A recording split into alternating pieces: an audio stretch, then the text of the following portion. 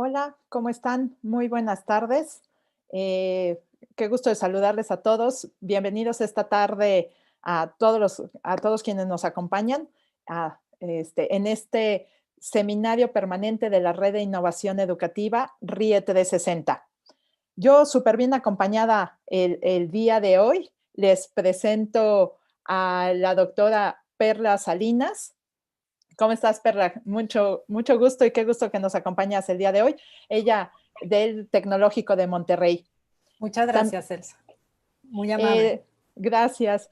También esta tarde nos acompaña el maestro Rubén Sebastián García Sánchez. ¿Cómo estás, Rubén? Muy buenas tardes. Muy bien, ¿qué tal, Elsa? Buenas tardes. Y buenas tardes a todos. Él nos representa a la Universidad de Guadalajara y como representante de la Universidad Autónoma de Nuevo León, esta tarde nos acompaña el maestro Guillermo Hernández Martínez. Qué gusto de que esté con nosotros esta tarde, maestro. Gusto es mío, maestra Elsa, compañera Perla, compañero Rubén, un gusto, a sus órdenes. Muchísimas gracias. Pues en el marco del seminario permanente, esta mañana nos encontramos aquí para hablar sobre los retos para la formación de estudiantes en tiempos de crisis. El objetivo del día de hoy, de este seminario, es compartir y analizar las principales problemáticas que enfrentan los estudiantes y las instituciones de educación superior, así como los retos y estrategias que se han implementado para lograr la formación integral en las condiciones especiales en las que nos encontramos en este momento por motivo de la pandemia.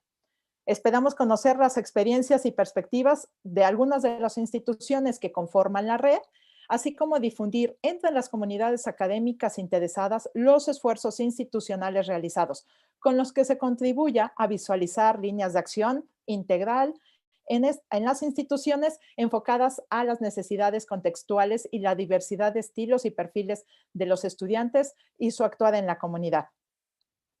Me tomé el atrevimiento, bueno, me voy a tomar el atrevimiento de presentar y leer un extracto de las semblanzas de cada uno de nuestros ponentes, dado que inclusive la semblanza es muy extensa. Por lo tanto, para no quitarles mucho tiempo y en realidad, como dice el objetivo, compartir estas experiencias, solamente leeré un extracto. La doctora Perla Salinas, impulsora en la búsqueda de espacios y oportunidades y caminos para la transformación de personas, reconociendo su esencia, valorando su historia y potenciando sus talentos para lograr cosas extraordinarias. A través de 2 décadas ha colaborado como profesora del Tecnológico de Monterrey y actualmente colabora en el Centro de Reconocimiento de la Dignidad Humana, dirigiendo la estrategia de formación en temas de dignidad humana, género, diversidad en inclusión para las 4 instituciones del TEC de Monterrey. Bienvenida, Perla. El maestro Rubén García Sánchez, maestro en planeación de la educación superior, su interés por la docencia lo ha llevado a dirigir tesis y proyectos de investigación en las maestrías de política pública y de planeación.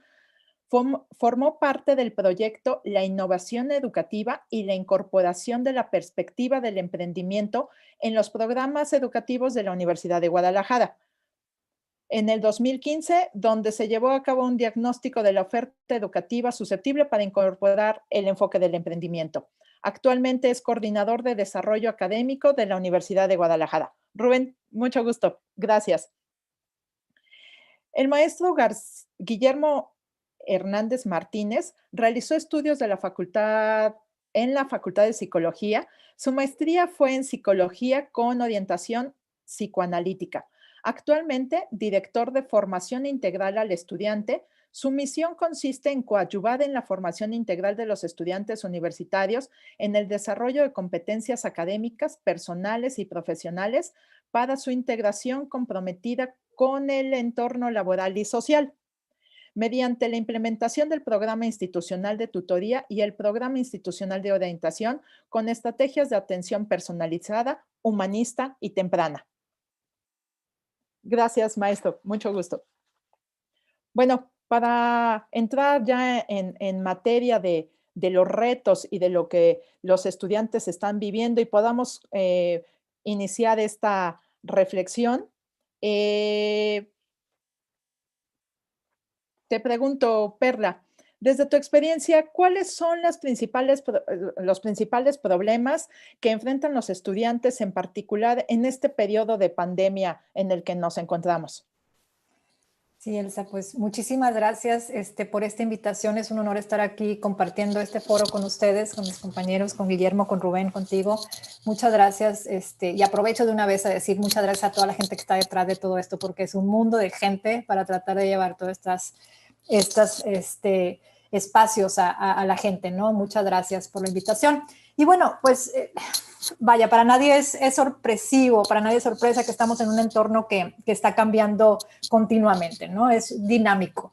Y entonces la conciencia de todos nosotros y la conciencia que hemos estado tomando a través de estos tiempos es abandonar estos viejos paradigmas o estas viejas narrativas que nos han acompañado alrededor de tantos años para después construir estrategias o construir formas para maximizar ahora sí que el talento de las personas que estamos trabajando, que estamos estudiando, que estamos en casa. En estos entornos, como les dicen, el mundo VICA, volátiles, inciertos, complejos y ambiguos, pues damos paso ahora también a todo el esquema del florecimiento humano, o sea, toda la parte de felicidad y florecimiento humano que el ser humano requiere actualmente. Entonces, finalmente siempre surgen preguntas de cómo nos vamos a adaptar o cómo vamos a predecir o cómo vamos a hacer que una idea suceda, porque pues ya nos cambiaron todas nuestras esferas de la vida, nos cambió el vivir tal cual, nos cambió el trabajar, nos cambió el estudiar, nos cambió la manera de relacionarnos. Entonces, a lo largo de estos meses hemos tenido contacto con estudiantes a través de diálogos, grupos controlados, a través de diálogos informales también, en donde nos hemos dado cuenta, bueno, en un principio siempre teníamos como esta parte de trabajar 5 esferas, que es la física, la intelectual, la emocional, la espiritual y la social, pero pues yo le agregué una más, que es la digital, porque pues finalmente los entornos en los que estamos ahorita todos y todas inmersos son nuevos, vamos a decirlo, no nuevos porque no se conocían, sino nuevos porque es la manera de hacer las cosas actualmente. Entonces están nuevos modelos de estudio, nuevas modalidades de trabajo, nueva forma de vivir, como le decía anteriormente.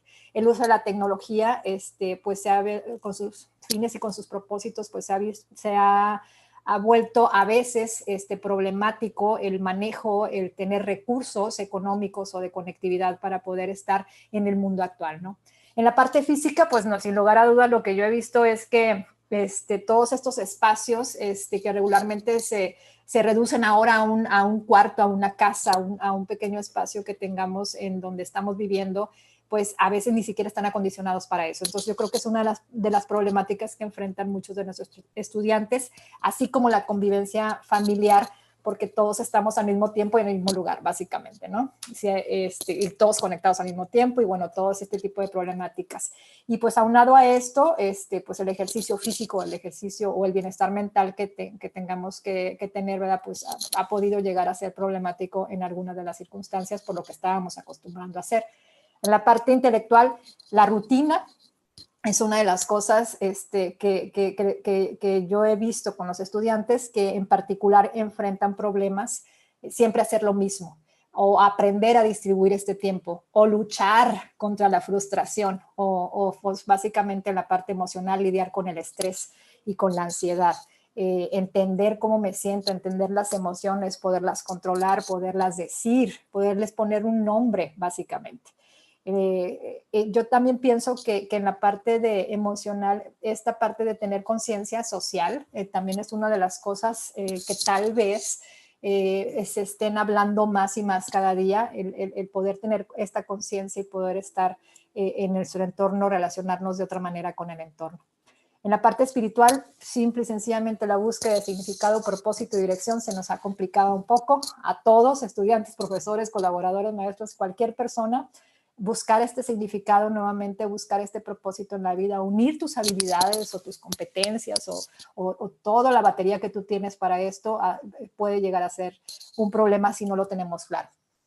como decía yo, la conciencia pues es una de las partes más interesantes que podemos ahorita rescatar de todo esto. Aprender a estar a solas, aprender a autoconocernos. Y en lo social, que ni se diga, o sea, ya no vamos a la escuela, ya no está la ausencia de los amigos, está la ausencia de algunos familiares, y que ni hablar de la muerte de familiares y gente que está alrededor, ¿no? Entonces sí nos hemos enfrentado a un sinfín de problemáticas que los estudiantes han estado teniendo enfrente y transformarse para poder lidiar con eso. Eso es lo que hemos visto alrededor de estos meses.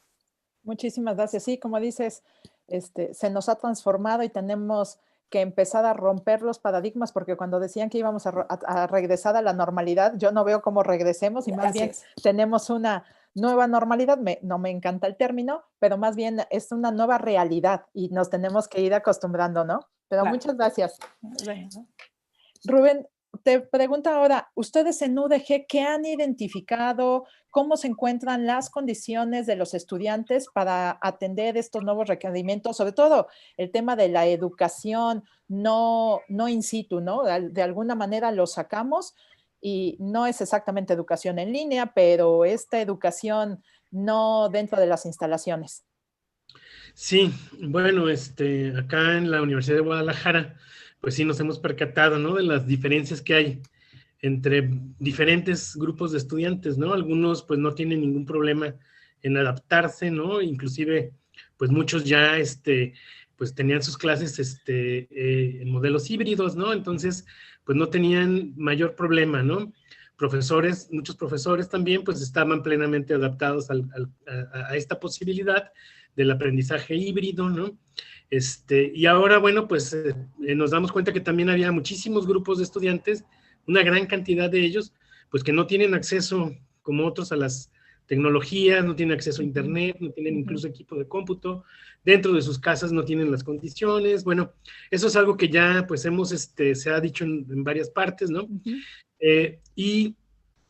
Hablando de este tema de la normalidad, este tema de la nueva normalidad o la normalidad anterior, bueno, pues esta crisis por la que estamos atravesando y que nos impone una serie de retos, pues se pega con otras crisis que ya existían, ¿no? No es una crisis única ni aislada, ¿no? Sino que está pegada con la crisis general, ¿no? La que hemos también mencionado muchas veces. Las universidades somos muy buenas para decir, hay que prever esta crisis, el tema ambiental nos está comiendo, ¿no? Tenemos que hacer algo, las instituciones, tenemos que tener impacto, ¿no?, sobre el medio, pero bueno, pues parece ser que hasta que no llegan los elementos que hacen inevitable un cambio en nuestra forma de actuar, hacemos algo, ¿no? Igual que en muchas otras instancias, ¿no? Y bueno, en esta crisis del COVID, que se pega con la crisis ambiental global, que se pega con la crisis en el mundo del trabajo, ¿no?, que se pega con las grandes transformaciones que también hemos dicho, ¿no?, y que desde antes de la misma pandemia, pues ya decimos, nuestra formación, pues no se está adaptando a todas esas transformaciones, a esos cambios, ¿no?, a esas nuevas habilidades, a esas nuevas actitudes, a esas nuevas capacidades, incluso socioemocionales, que deben de tener los estudiantes, ¿no?, para enfrentarse a un mundo cambiante, a una nueva sociedad de la información. Bueno, pues se vienen a ver agravados con la crisis, ¿no? Y luego, pues le podemos añadir también a esta crisis, pues la crisis política, ¿no?, que estamos viviendo en todo el mundo, ¿no? Desde la polarización que vemos en Estados Unidos, una elección que es definitoria, ¿no? Inclusive, pues que puede tener repercusiones a nivel global y que, bueno, pues tenemos que estar previéndolas, ¿no? La propia polarización interna en México, ¿no? La forma en que esa polarización, pues también nos ha llevado a no saber cómo abordar, pues estas otras crisis, ni la ambiental, ni la del COVID, y a que, bueno, pues ahorita parece ser que ya hay muchos países que están resignándose a que no hay una respuesta posible ante esto, ¿no? Que no hay una respuesta posible, una salida posible, digamos, viable, fácil, sencilla, a este tema de la pandemia, y hay muchos que ya han claudicado, pues ya no van a hacer nada, ¿no? Estados Unidos ya no va a hacer nada, México parece ser que tampoco va a hacer nada, en otros países están tratando de tomar medidas, pero que, bueno, pues se vuelven complejas, conflictivas y demás. Y bueno, tenemos a nuestros estudiantes en medio de esto, con planes de estudio, pues que se supone que transversalmente deberían de atajar o responder a estas crisis, ¿no? La del empleo, la ambiental, la política y súmenle, pues, la de la pandemia, ¿no? y además en un ambiente de creciente desigualdad social, en donde pues las crisis estas afectan de manera diferencial a unos. Hay algunos estudiantes que les ha venido de perlas, profesores que les ha parecido lo mejor, ¿no? Y hay otros que se ven afectados gravemente, ¿no? El Zoom y las herramientas de videoconferencias nos permiten tener un atismo así, aunque sea inmediato y superficial, al interior, ¿no? De los entornos en los que viven los estudiantes, ¿no? Y nos damos cuenta, pues, de la gran divergencia, diversidad, ¿no? Algunos, pues, pueden estar en su estudio, ¿no? Pueden estar en una parte, otros están en la mesa de la cocina, otros prefieren no prender la cámara, otros, pues, no pueden prender el micrófono porque, pues, hay un ruido que no les permite trabajar, ni mucho menos, ¿no? Entonces, pues, nos damos cuenta de esos elementos diferenciales, ¿no? Y bueno, pero otra vez, recalco, no es la crisis del COVID la única a la que le tenemos que hacer frente, ¿no? Tenemos que hacerle frente a todas aquellas que dijimos que tenemos que tener presentes, y bueno, pues ese es el gran reto, ¿no? Creo yo, ¿no? Cómo aprovechar esta crisis para transversalmente hacer una serie de cambios en nuestros modelos de enseñanza, en nuestros modelos docentes, transitar ahora sí un modelo híbrido, aprendizaje activo, darle autonomía al estudiante, que el profesor no sea simplemente el que da cátedra, y que haya un proceso de participación y construcción colectiva del conocimiento en las aulas. Son oportunidades que podemos aprovechar, ¿no? Pero bueno, depende de nosotros.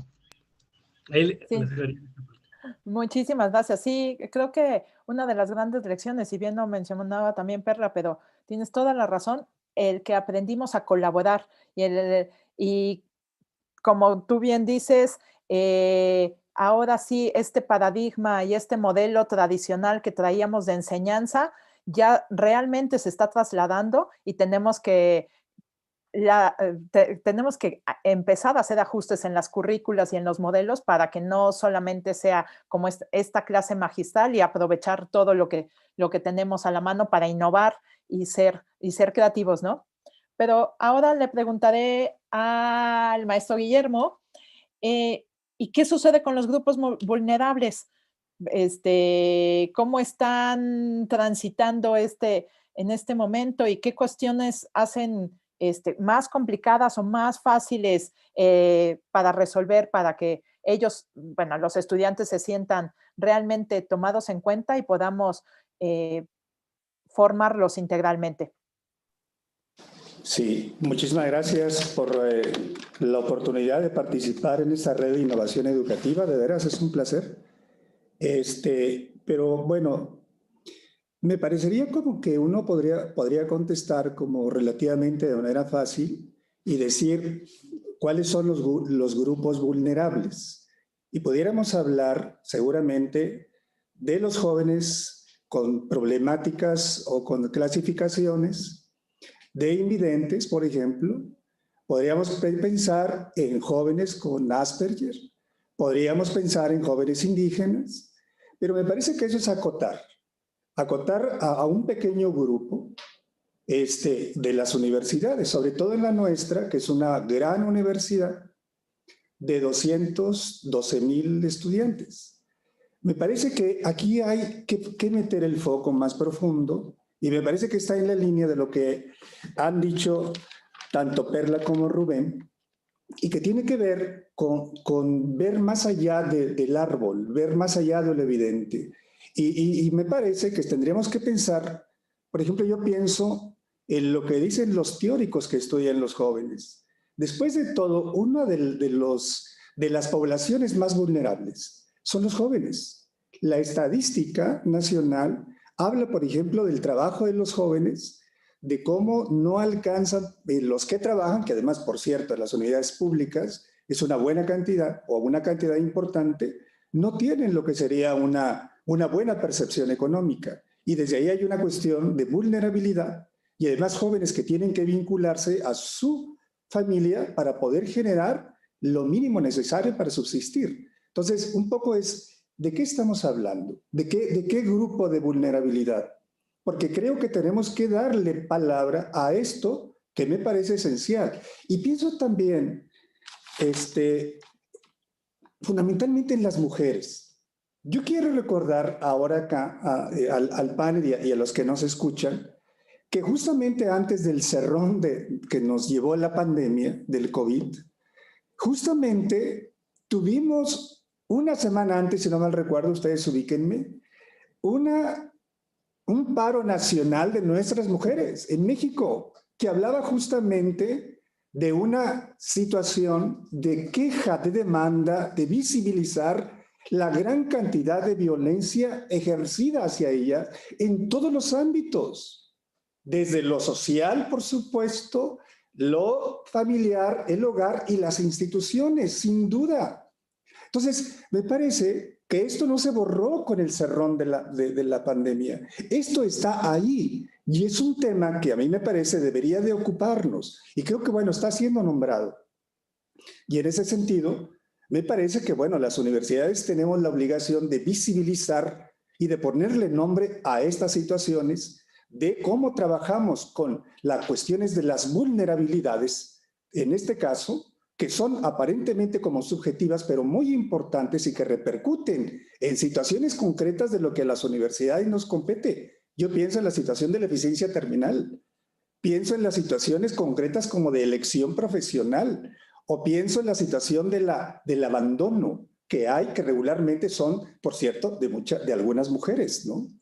Entonces, y además pensaba también, por eso decía yo que esto de los jóvenes habrá que ponerle un foco muy serio, porque también otra de las situaciones vulnerables me parece que son los jóvenes varones. No es azaroso, o yo no sé ustedes cómo lo interpreten, que en este momento, dentro de los números que dan de la muerte de personas por esta pandemia, que de alguna manera permea a toda la situación de la humanidad, y la universidad no es la excepción, el que aparezcan mayor cantidad de jóvenes y jóvenes varones, que esa es otra situación que es muy interesante de poderla visibilizar. Ahí hay una situación que me parece esto debe conllevar a una situación sí de enseñar como lo hacen muy bien nuestras universidades. O sea, estudiar muy bien, nuestros planes me parece que son muy buenos, me parece que tenemos grandes indicadores, me parece que estamos muy bien rankeados, todas las instituciones, pero me parece que además esta pandemia debe de llevarnos a poder plantear cómo giramos una situación de formación y de visibilización de problemáticas que inciden en la situación del bienestar de los estudiantes. Y me parece que no es azaroso la cuestión de la muerte de mayor cantidad de varones derivada de situaciones además de ingestas alcohólicas, de situaciones adictivas y de situaciones a la exposición justamente a este virus, pero como una situación que además parece incomprensible para la parte consciente. El joven sabe, universitario, cómo debe de cuidarse. Lo interesante está que no lo hace. Me parece que ahí hay una cuestión de abandono muy interesante que las universidades deberíamos de visibilizar, de nombrar y de trabajar. Y creo que precisamente eso debe de llevar a poder hacer más adelante una situación de involucración en todos los ámbitos. Y por cierto, me parece que esto que se ha implementado en todas las universidades ha sido genial. Esa situación de transformación, de migrar de pronto de un paradigma de estudio a una situación de convertirlo a una cuestión en línea, yo creo que es genial. Pero sin embargo, yo quisiera señalar algo que precisamente va en esta línea que trato de nombrar. Creo que no le preguntamos a los jóvenes. Y creo que tampoco le preguntamos mucho a los profesores. Y creo que esa es una situación importante de nombrarlo. ¿Cómo involucramos a los jóvenes? Hay por ahí un término que no sé si lo compartan, que los españoles marcan y lo nombran como el adultocentrismo. Y de pronto yo pienso que si no estaríamos nosotros como operando en esa línea, porque me parece que tenemos que involucrar a los jóvenes.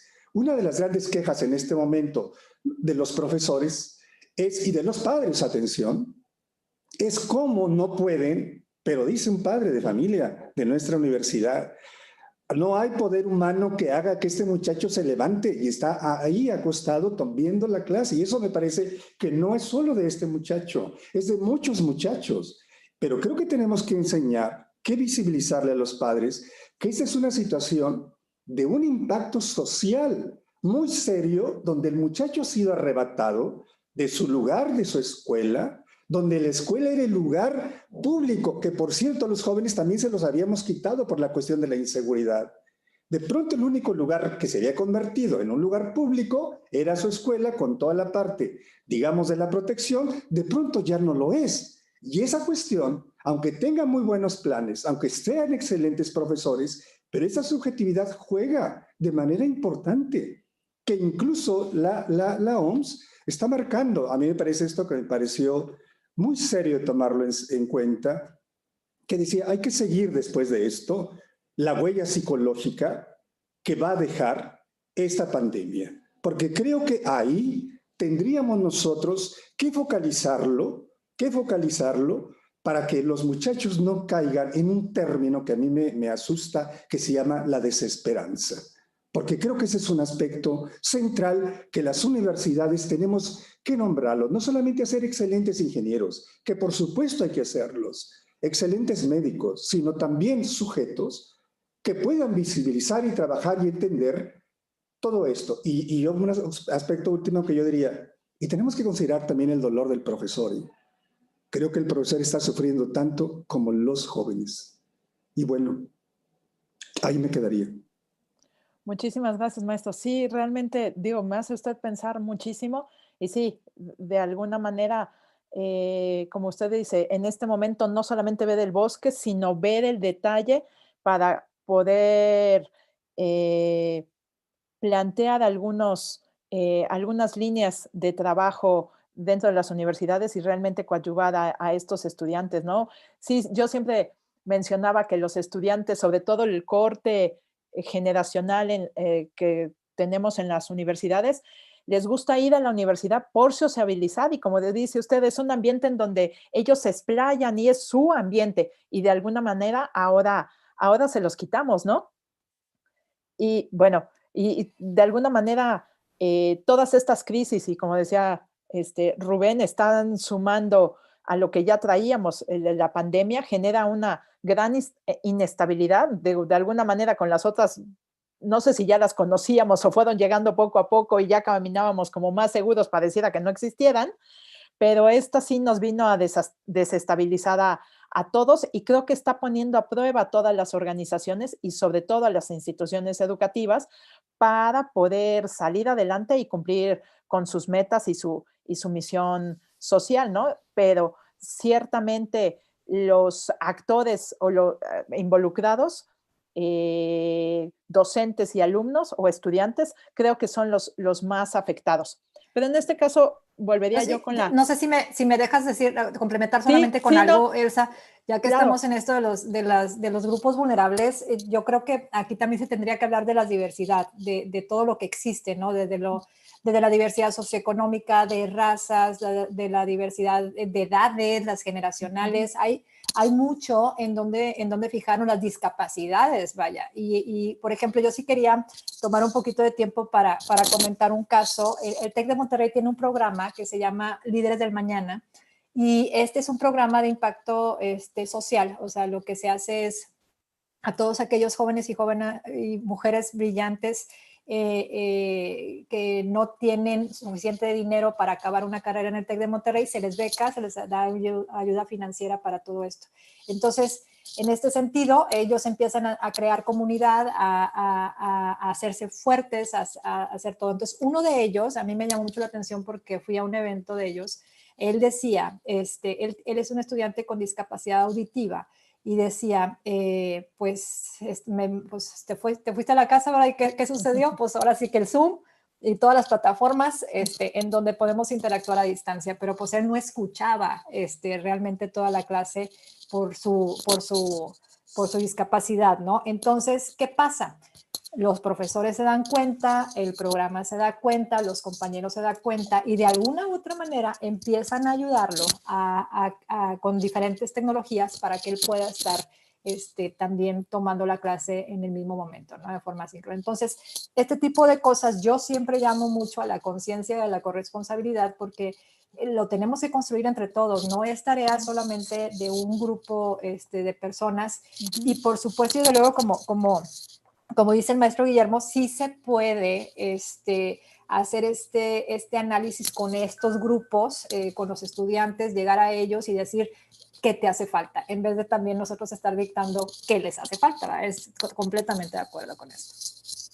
Sí, sí, no, y justo, sí, digo, gracias por la intervención. De alguna manera, sí hace falta, como tú bien dices, voltear a ver a todos estos grupos, y esta palabra en lo particular, bueno, este término en lo particular yo no lo traía, ahora lo voy a agregar a mi diccionario particular, el adultocentrismo, y creo que debemos de dejar de ser, es que creemos que nosotros traemos como toda la verdad, ¿no? Y ellos, por ser jóvenes, a veces no tienen como la experiencia, y nosotros ya pasamos por eso y queremos como aligerarles el camino, pero en realidad no nos volteamos a preguntar qué es lo que necesitan, y cómo realmente podemos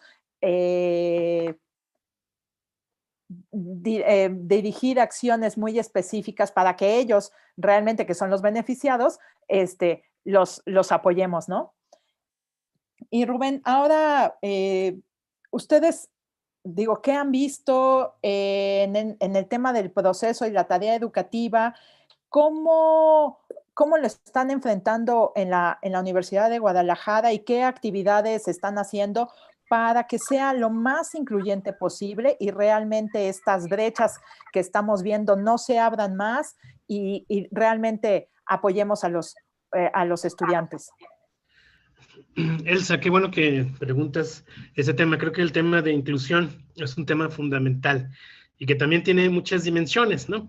O sea, tiene todas las dimensiones que mencionamos, ¿no? Desde raza, sexo, diversidad sexual, ¿no? Tenemos muchos estudiantes trans, ¿no? Entonces, pues tenemos que hacer espacios que permitan su integración de una manera, digamos, sin problemas, discriminación y demás, ¿no? Tenemos el tema, pero la inclusión no nada más es de los grupos que se conciben o que se etiquetan como vulnerables, ¿no? Nuestro modelo educativo debe tener también una concepción de inclusión hacia los estudiantes de menor desempeño, por ejemplo, ¿no? ¿Cómo vamos a evaluar el desempeño de esos estudiantes que de repente al final parece que todo iba bien, pero que al final del curso pues muestra que quedaron con muchas lagunas, ¿no? Pero bueno, ese es un trabajo que también tienen que hacer los profesores, ¿no? Tienen que tener una sensibilidad respecto a cómo incluir a todos los de la barra de hasta atrás, ¿no? Que eran los que se sentaban hasta atrás, por decirlo de algún modo, ¿no? Ese es otro proceso de inclusión que tiene que ir vinculado y ligado con el modelo educativo, ¿no? Obviamente todos los demás son fundamentales, ¿no? El tema de evitar el sexismo, ¿no? La misoginia, la discriminación por homofobia, el racial, todo eso, pero bueno, también tenemos a los estudiantes de bajo aprovechamiento, en donde tendríamos que ir contemplando, por ejemplo, estrategias de aprendizaje adaptativo, ¿no?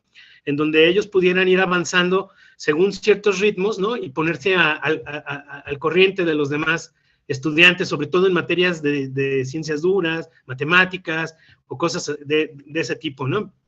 Entonces, ¿cómo incluir a todos esos? También es uno de los problemas fundamentales, ¿no? Y que también, pues, hemos visto en esta contingencia, pues, que se ha acentuado, ¿no?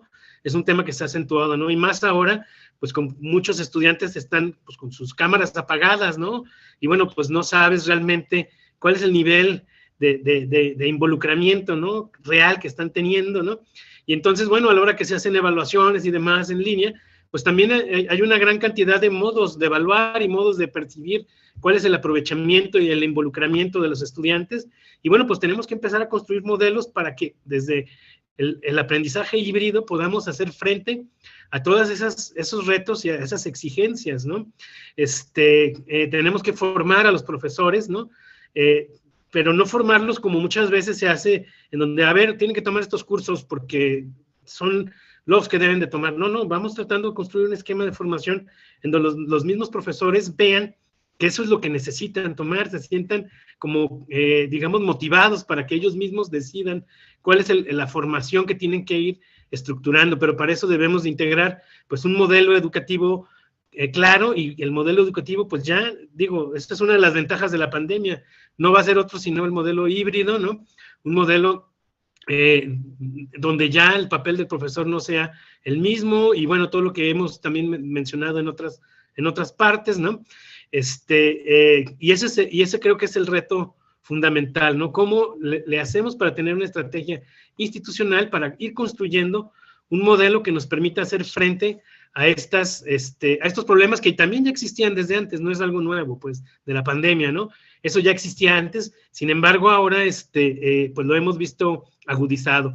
Y retomando lo que decía el maestro Guillermo, creo que es muy importante lo que mencionaba en el sentido de que, pues sí, la contingencia nos ha permitido impulsar cosas que nunca hubiéramos soñado impulsar en otro momento, ¿no? Pues ahora todos los profesores están dando clases en línea. ¿Cuándo hubiéramos soñado que eso ocurriera?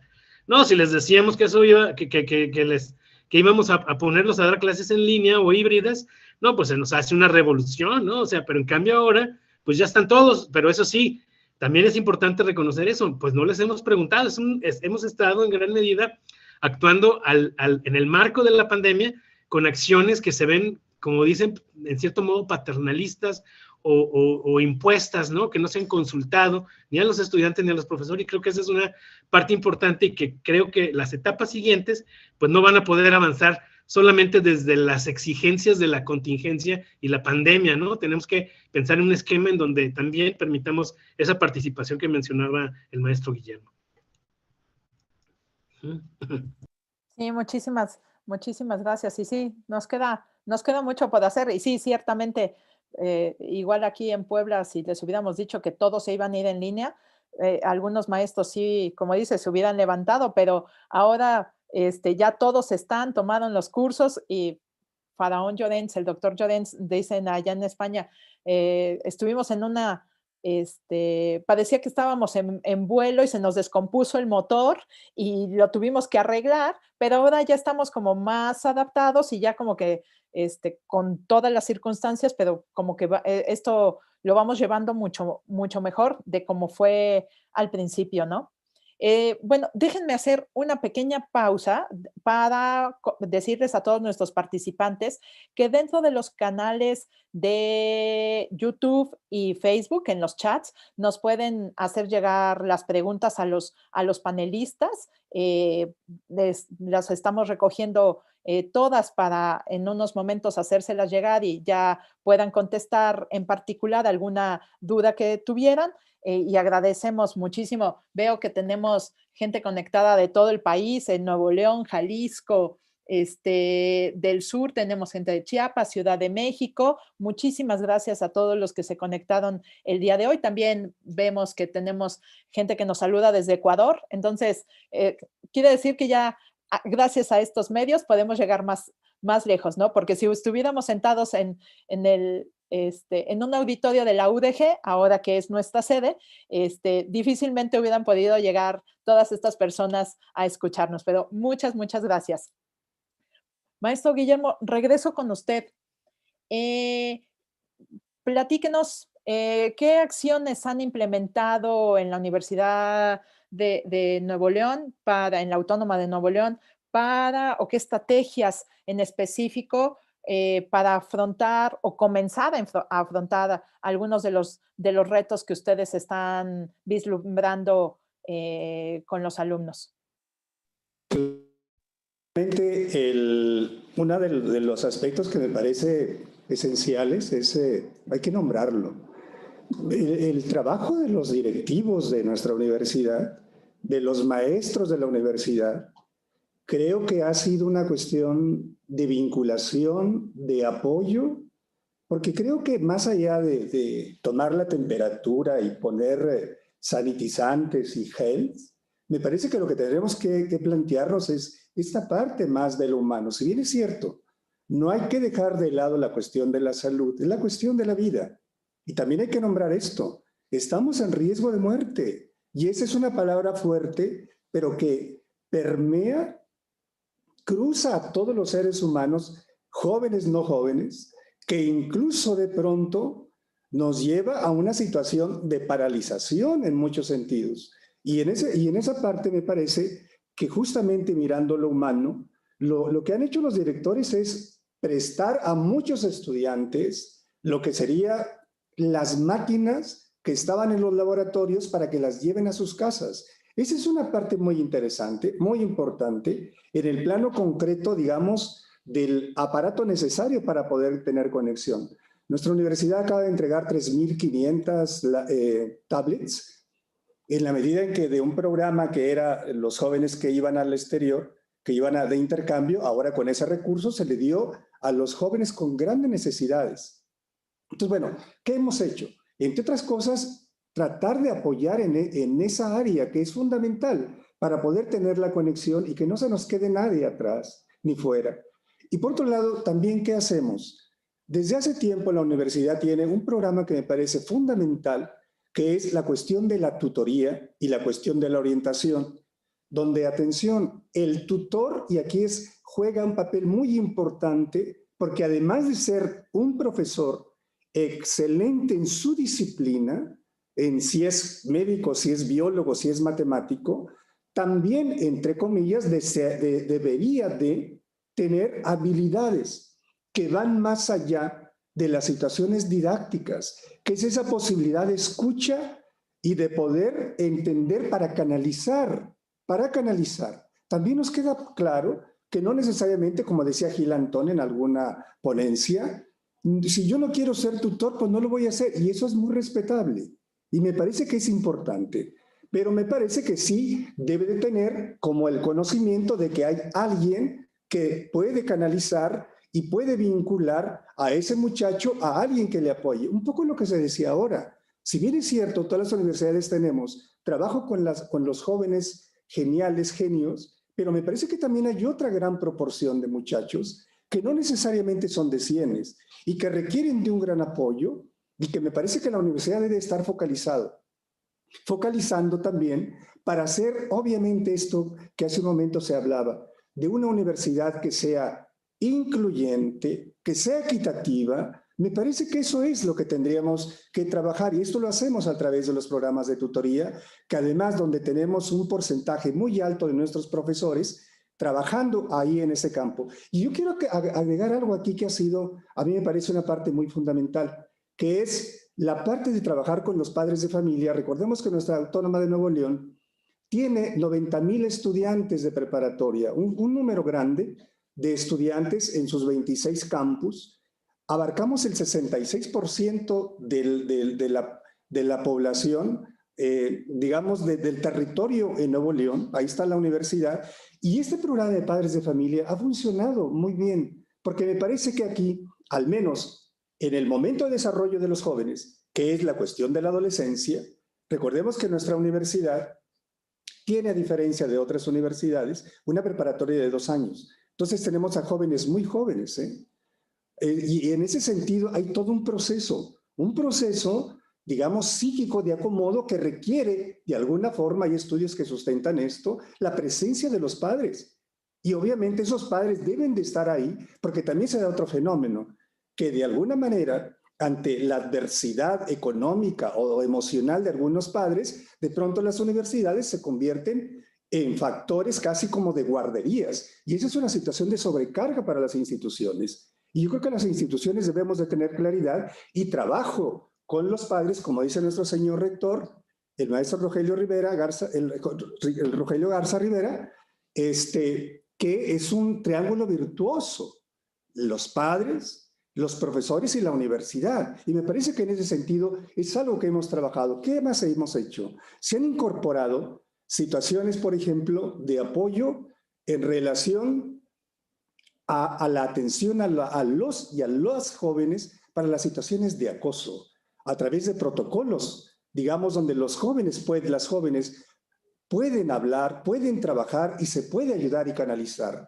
Creo que ese es un gran apoyo. Y el otro punto, la universidad tiene en todos sus campus y en todas las instituciones lo que sería departamentos psicopedagógicos. ¿A qué me refiero con esto?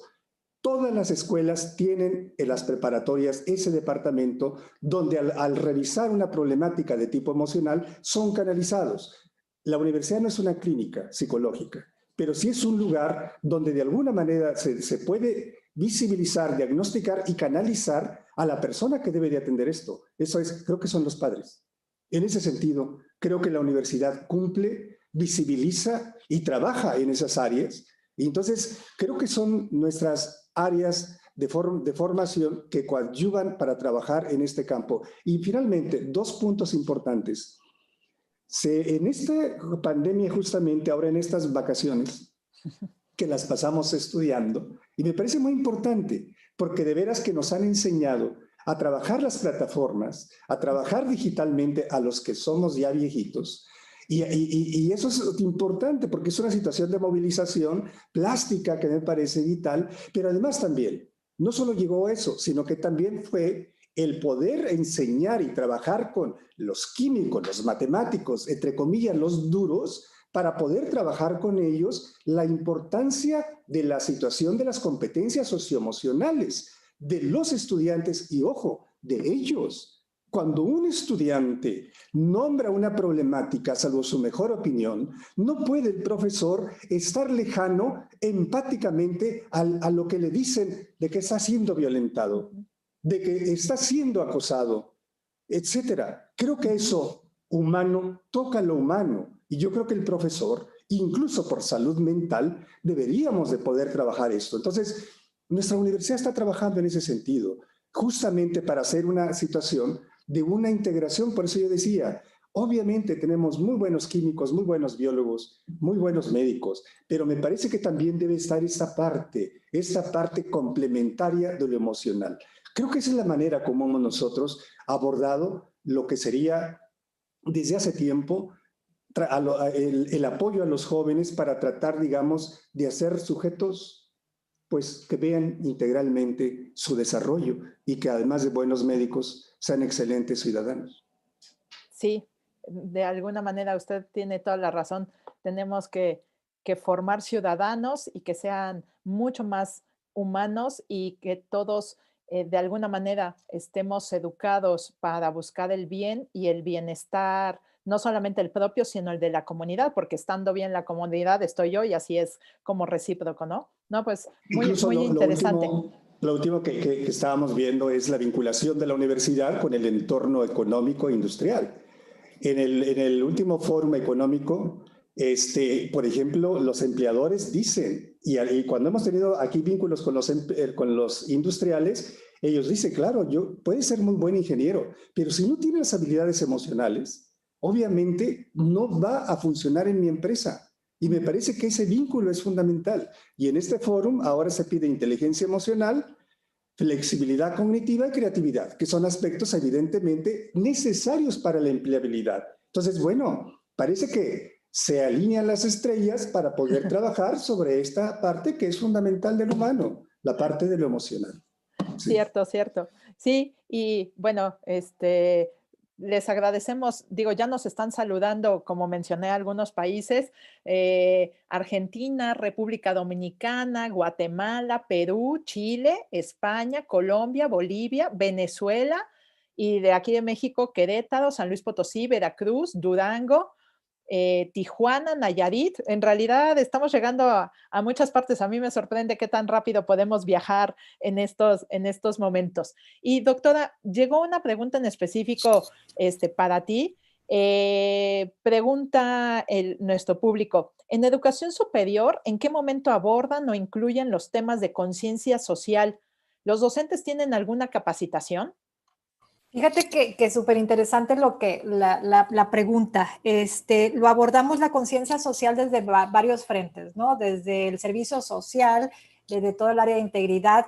Existe una vicepresidencia de nueva creación que se llama Vicepresidencia de Inclusión, Impacto Social y Sostenibilidad, en donde también creemos en esta parte de ser conscientes socialmente y estamos haciendo una serie de programas, una serie de actividades en donde tenemos que subir al barco a todas estas personas que forman parte de nuestra comunidad. Y bueno, posteriormente sí podemos extendernos a la comunidad extendida, vamos a decirlo de esa manera.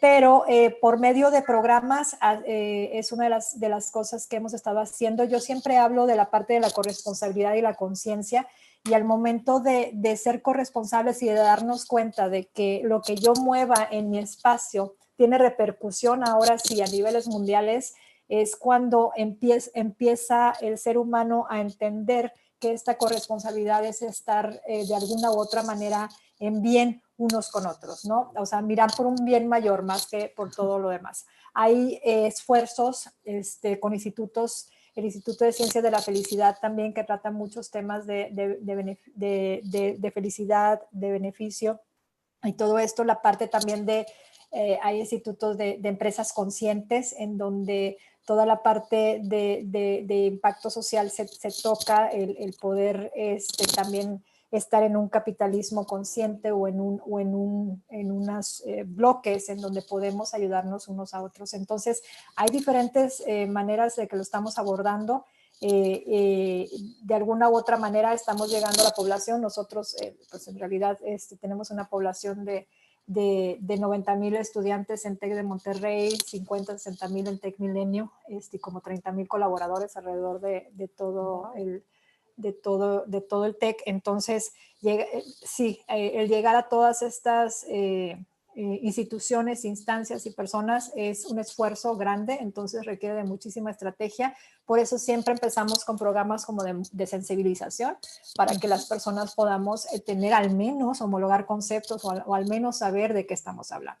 De ahí empiezan todas una serie de estrategias para el impacto social y para toda la conciencia que debemos de desarrollar para todo esto. Muchísimas gracias. Y sí, de alguna manera ir de lo general a lo particular para que todos hablemos el mismo idioma, ¿no? Sí, ¿no? Qué interesante. Sé que nos compartiste algunas ligas que están relacionadas con estos temas. Ahora el equipo que está apoyándonos en redes sociales las va a compartir para que de alguna manera puedan buscar nuestros participantes y nuestros escuchas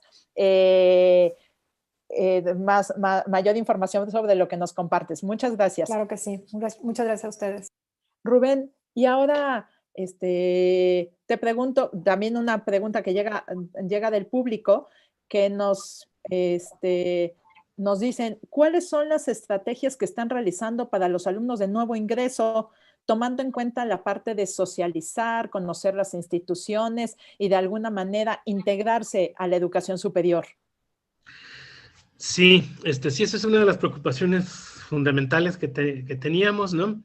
Y inicialmente, antes de que se volviera a recrudecer la pandemia, lo que se planteó era que de manera escalonada los estudiantes de primer ingreso pudieran asistir a las instalaciones de manera presencial, pues guardando todos los elementos, ¿no? De seguridad, sana distancia, cubrebocas, bueno, todo lo que sabemos, ¿no? Con lo que ya estamos habituados precisamente, y que, bueno, pues eso fuera una forma también, pues, de que tuvieran un primer contacto con la universidad, ¿no? Y se logró en gran medida hacer una serie de sesiones, ¿no? Inductivas, porque, bueno, hay en todos los centros universitarios tenemos materias de inducción a la universidad, donde se les plantean, bueno, pues todos los servicios, todos los elementos con los que pueden contar, cómo van a funcionar las tutorías, los laboratorios, las bibliotecas, cuáles son las instalaciones deportivas, bueno, todo lo que se tiene, la filosofía institucional, etcétera, etcétera, ¿no? Entonces, sí se lograron hacer algunas reuniones, algunas sesiones presenciales escalonadas con los estudiantes de primer ingreso, que eran los únicos que asistían y que asistían además escalonadamente, pues para que no se saturaran su presencia en los centros universitarios, ¿no? Sin embargo, bueno, pues ahora otra vez eso no pudo durar mucho tiempo. Nuestra intención era como pasar a un modelo mixto, ¿no? Rápidamente, pero no ha sido posible, hemos seguido totalmente en línea, ¿no? Que la idea era que también pues pudiera haber una estrategia mixta para que los de primer ingreso que pudieran ya estar presencialmente en las instalaciones, también pudieran conocer pues a los estudiantes de otros grupos, también de manera escalonada, nunca a todos los estudiantes al mismo tiempo, ni mucho menos, ¿no? pero eso no se pudo hacer porque, bueno, pues la pandemia se recrudeció y entonces pues no pudimos implementar el esquema mixto, excepto para el tema de los laboratorios de las materias de ciencias duras, medicinas, etcétera, etcétera, ¿no? Entonces, pues sí, era una de nuestras preocupaciones, ¿no? Que pues su primer contacto con la universidad pues no fuera solamente a través de videoconferencia, ¿no? Sino que se pudiera tener un contacto con las instalaciones y con las personas en la universidad, y se logró parcialmente, pero sí fue una de nuestras preocupaciones principales, ¿no? Muchísimas gracias. Sí, de alguna manera, el que ellos ya, ellos cuando acuden a la universidad ya se sienten universitarios, y ahora pues el estar en su casa, este sentimiento pues no necesariamente aflora, ¿no? Entonces es cómo realmente los vamos integrando y se sientan parte de esta comunidad, ¿no?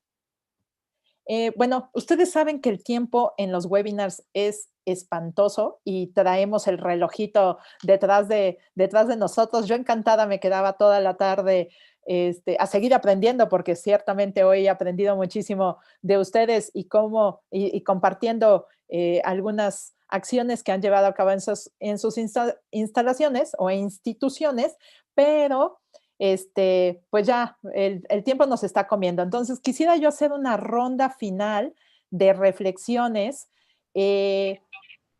sobre los retos que están viviendo los estudiantes. ¿Qué les decimos a los docentes? Porque además son diferentes estrategias a nivel de institución y a nivel del aula, porque también, como decía el maestro Guillermo, el docente es el medio de contención o la primera contención, porque al final los alumnos cuando comentan que tienen alguna situación, quienes lo perciben casi de inmediato son los docentes. Entonces, a medida de reflexión y de conclusión, ¿qué estrategia o qué buen consejo les podemos dar? Si quieren, empezamos por el maestro Guillermo.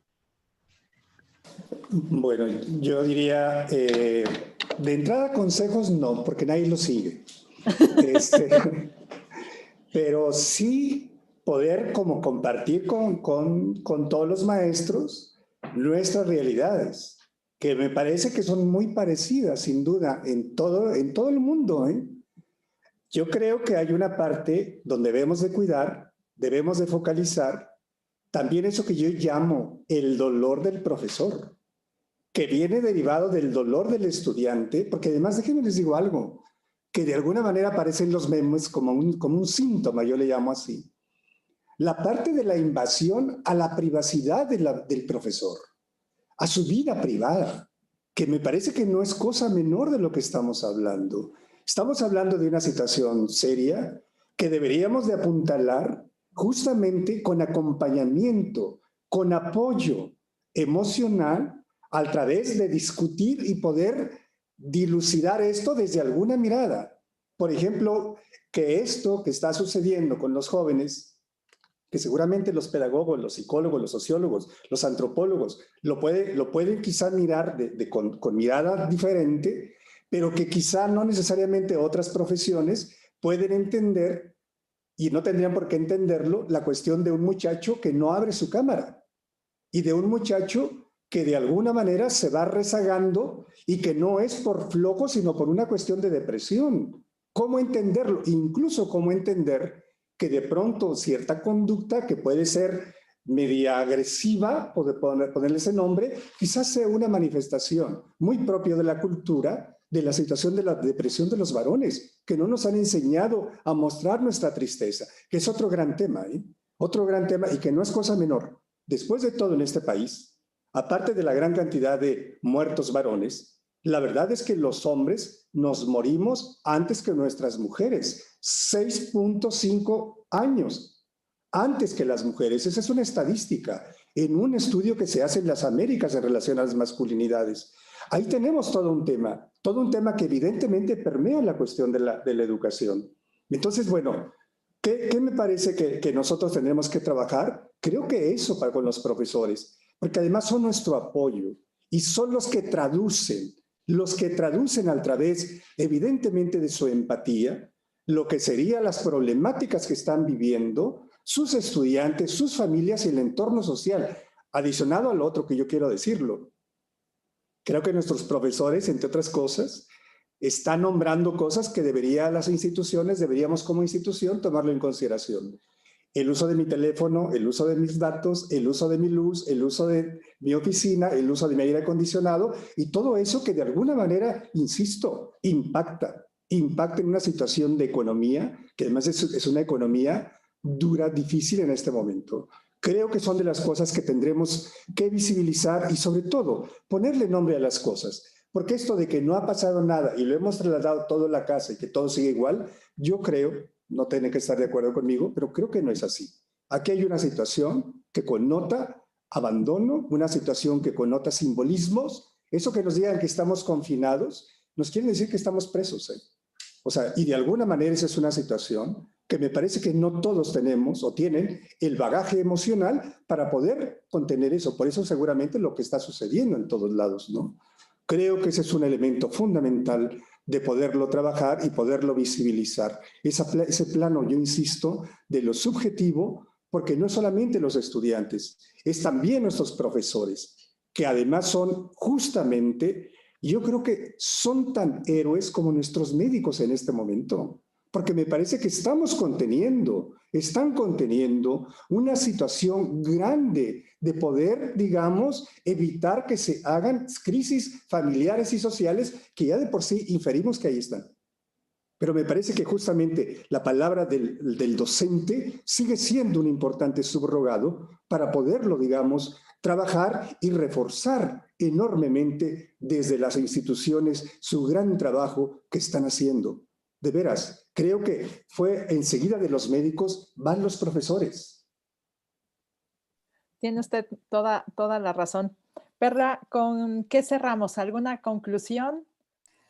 Sí, yo creo que debemos aprender unos de otros y este tipo de espacios en donde estamos varias universidades y donde podemos conjugar o experimentar o dar a conocer las prácticas, las mejores prácticas o lo que nos ha funcionado en algunos de nosotros puede alimentarnos mutuamente. Yo lo reduciría a dos aspectos, el aspecto de la creatividad y la oportunidad, es decir, ahorita estamos en ambientes en donde necesitamos tener una continuidad académica, no la podemos dejar de lado, necesitamos seguir educando y es a través de modelos educativos innovadores, modelos flexibles, digitales, como los hemos estado desarrollando, que podemos lograrlo de alguna manera.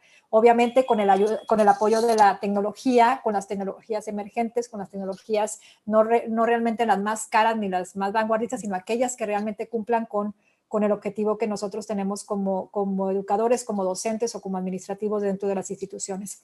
Como dice el maestro Guillermo, pues, tiene toda la razón, el desarrollo de profesores y de profesoras, el poder desarrollar habilidades, competencias y destrezas, cooperación entre ellos mismos, y desarrollar estas otras habilidades como la resiliencia, la empatía, la escucha activa, y obviamente pues ser completamente inclusivos. Hoy en día no podremos sobrevivir si no incluimos a las personas.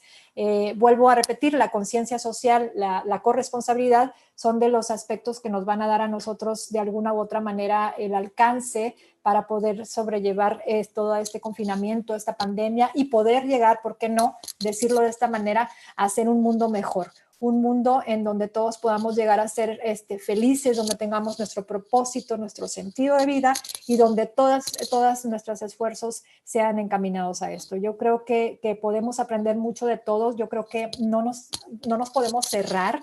No es tiempo de cerrarse, es tiempo de compartir y es tiempo de educar en este tipo de cosas para que podamos llegar a ser seres humanos sensibles, seres humanos adaptables y seres humanos que están conscientes de que las acciones pueden repercutir en forma positiva o negativa dentro de nuestros entornos. Sí, tienes mucha razón. Sí, mira que en cuenta propia ya lo viví, o sea, este momento que tienes como de reflexión interna y ahora qué quieres expresar y cómo te quieres ver y cómo coadyuvas a que tu entorno sea de bienestar, ¿no? Porque de alguna manera todos vamos sumando este granito de arena, pero va sumando para bien o para mal. Entonces, qué mejor que sumemos para bien, ¿no? Y aprovechar que somos seres humanos, que somos únicos y que somos irrepetibles, que traemos nuestra historia y que la podemos complementar y construir con la historia de los demás. Sí, tienes toda la razón. Gracias. Gracias a ustedes. Rubén, ¿qué nos puedes compartir para cerrar? Bueno, creo que las grandes oportunidades que nos da la pandemia es la posibilidad de una mayor flexibilización en nuestros modelos educativos, ¿no? La posibilidad de, inclusive ampliar la matrícula, ¿no? Porque, bueno, en un modelo híbrido hasta podemos pensar en que la matrícula puede llegar, la educación puede llegar a más estudiantes, ¿no? Dado que se aprovecharían mejor espacios, tiempos y demás, ¿no? Tenemos que fortalecer lo asincrónico frente a lo sincrónico en el modelo educativo digital, ¿no? En la educación digital. Y además, bueno, pues también hay algunas amenazas de esto en términos educativos, ¿no? Obviamente, instituciones como Coursera, edX, Udemy, pues han crecido de una manera exponencial durante la pandemia y han podido, pues con el expertise y los recursos que tienen, hacer ofertas muy importantes, inclusive de cursos enteros, ¿no? Maestrías, posgrados ya, que entonces, bueno, pues si nosotros no nos ponemos un poco alertas frente a esa situación, pues podemos ser rebasados en algunos aspectos, ¿no? Así como los taxistas fueron rebasados por el Uber en algún momento, ¿no? No, esperemos que no ocurra eso, pero tenemos que pensar en microformaciones, tenemos que pensar en incluir a aquellos que no están en el servicio educativo, que no están en la educación superior, en la educación media superior, ¿no? Por ejemplo, toda esa gente que dice, pues es que yo no tengo tiempo, no puedo estudiar, no me gano más en mi negocio que estudiando. Bueno, pues ofrezcámosle opciones extremadamente flexibles y factibles, ¿no? De que puedan también ser alcanzadas por ellos, ¿no? Es otra forma de inclusión también, ¿no? Incluir a todos los que están totalmente fuera de la esfera educativa, que por cierto, bueno, pues son pues las clases más desfavorecidas, además, ¿no? Al final de cuentas, la educación superior, sea pública o privada, ¿no? Es una cuestión, es bastante elitista todavía, ¿no? Entonces, bueno, pues son cosas en las que tenemos que ir avanzando, ¿no? Y no nos podemos de quedar atrás y tenemos que aprovechar las oportunidades y tenemos que pensar pues en incluir y en construir esto en conjunto con los profesores, en conjunto con los estudiantes y con los demás actores del proceso educativo, ¿no? Sí, muchísimas gracias. Sí, de alguna manera, cuando yo veo el reto que tenemos en este sexenio del 50% de cobertura y ya venimos en un 41, 42 más menos, dependiendo de quién saque la estadística, pero todavía estamos muy abajo y ciertamente si las instituciones somos más flexibles y no solamente con esta política pública, la línea es formar licenciados, sino más bien hacer microcertificaciones o microestudios y que permeen a más población, realmente les vamos a poder ayudar porque vamos a desarrollar capacidades y habilidades que los van a permitir incursionarse, que de alguna manera es el objetivo, pero no necesariamente estar 5 años aquí sentados con nosotros, ¿no? Creo que es momento para romper un poco los paradigmas en todos los niveles. Y bueno, como tú bien dices, no es un tema de públicas y privadas, al contrario, y justo la red de innovación educativa 360 es un gran ejemplo, dado que estamos universidades públicas y privadas colaborando, cooperando y aprendiendo todos los días y tratando de innovar y sacando proyectos que realmente sean inclusivos y que vayan mucho más allá de lo que cada quien hace al interior de sus espacios institucionales. Pues siendo las 13:10 casi, yo les doy las gracias por haber estado esta tarde con nosotros. Seguramente la grabación la van a poder encontrar ya en las ligas que ustedes bien conocen, para que además lo puedan compartir con mucho más gente, además de quien nos acompañó el día de hoy. Perla, te doy las gracias. Maestro Guillermo, maestro Rubén, muchísimas gracias. Gracias a UDG, a todo el equipo técnico, porque además está UNAM, UDG, el TEC, Nuevo León. Hay muchísimas gracias y también en especial a Alan Díaz, que es nuestro traductor del lenguaje de señas. Gracias a la Universidad Anáhuac por el apoyo y por permitirnos también llegar y ser un poco más inclusivos. Digo, estamos aprendiendo a ser más inclusivos, y este es de alguna manera una aportación que podemos hacer con el trabajo de Alan. Muchísimas, muchísimas gracias. Y no me quiero despedir sin invitarlos. En alguno de los chats nos preguntaban que cada cuánto es este seminario. Estamos saliendo el último jueves de cada mes, y el próximo jueves 26 de noviembre estaremos también aquí presentes en estos canales a la misma hora con la última sesión 2020 de este seminario, ya